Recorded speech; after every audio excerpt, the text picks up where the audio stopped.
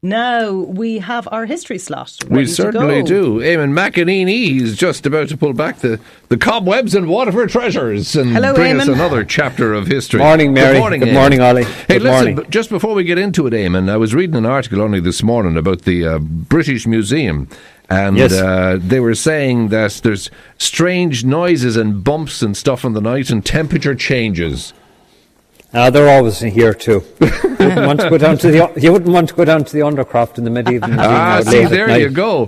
And the other fascinating fact about seriously, the place, you wouldn't. I would agree. You look at the amount of history that's there, Eamonn. But the other big thing about it is they were saying that 99% of the stuff they have isn't on exhibit.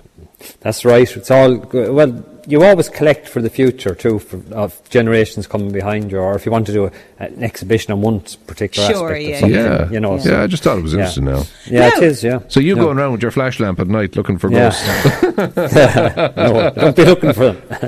Avoiding them. Exactly. I'd be avoiding them too, Eamonn. Now listen, today you're going to talk about, speaking of ghosts, often we see mirrors. Ghosts in mirrors. Yeah, you're going to be talking about mirrors today. Yeah, mirror on the wall. Yeah, and I suppose we've all experienced it, and the mirror that we have, that you'll have the image up in a while, is got candles in front of it, and we've all experienced power cuts and how difficult it is to light your house with candles, and so that's a kind of a historic moment for everyone. Experiences how difficult it is just without electricity or oil lamps to light a house.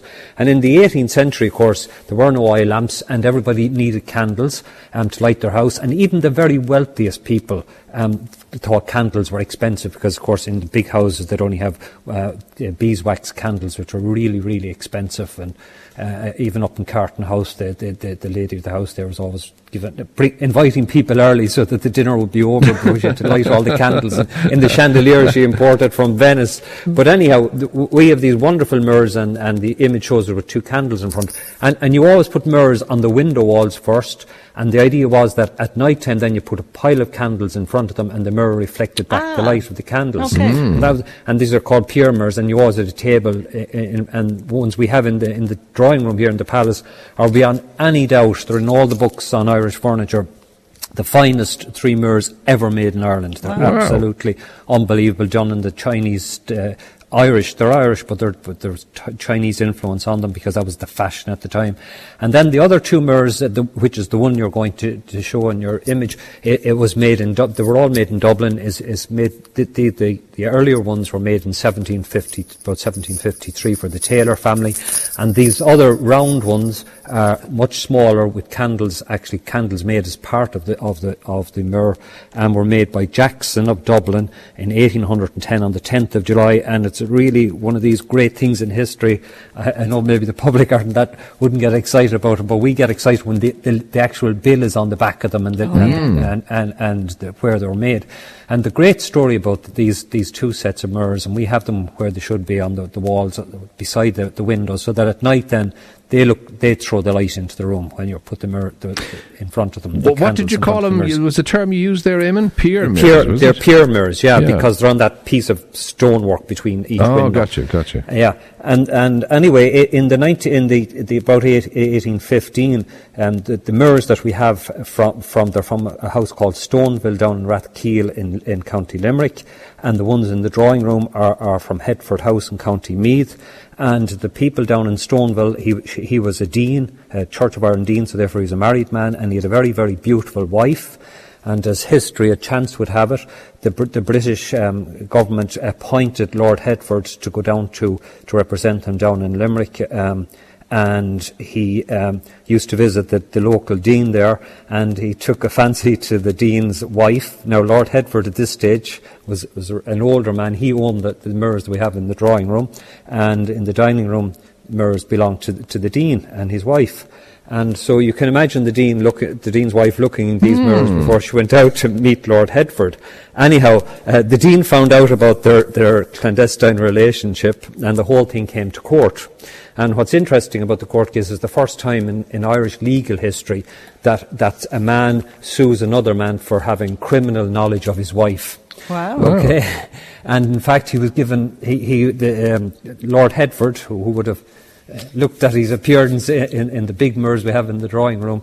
He was fined £10,000 and at the time, which was an absolutely huge amount of money. A fortune. Of course, a fortune. And what's really interesting about the court case is that when the judge looked down at Lord Hertford and he was passing judgment, remember the court cases in those days were public. Remember, there's no television, there's no local radio, so you went down to the court to get a bit of gossip and just for the fun of drama it all, of it. The scandal of it and the all. drama and the scandal of it all. Yeah. And so the judge was sitting there up in his bench, and he looked down at Lord Hertford, who was an old man, white hair, okay, and this was a beautiful young woman that he had the affair with, and he says, "You remind me of Mount Vesuvius." And you all know Mount Vesuvius, of course, has got snow on it even in the summertime, even though it's down in Italy, and it's a volcanic mountain. He said, "You remind me of Mount Vesuvius," he said. "The white-topped cap," he said, "belies the turmoil that lies beneath." Okay, so, and with that, the entire courtroom erupted in disorder. And exactly.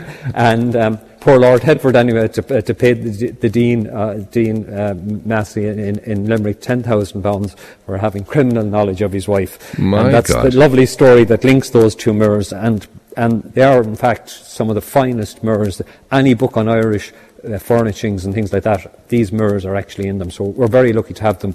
And in case anyone thinks that Waterford Council would often spend extravagantly money on these mirrors, one set was bought for us for a cost of £300,000.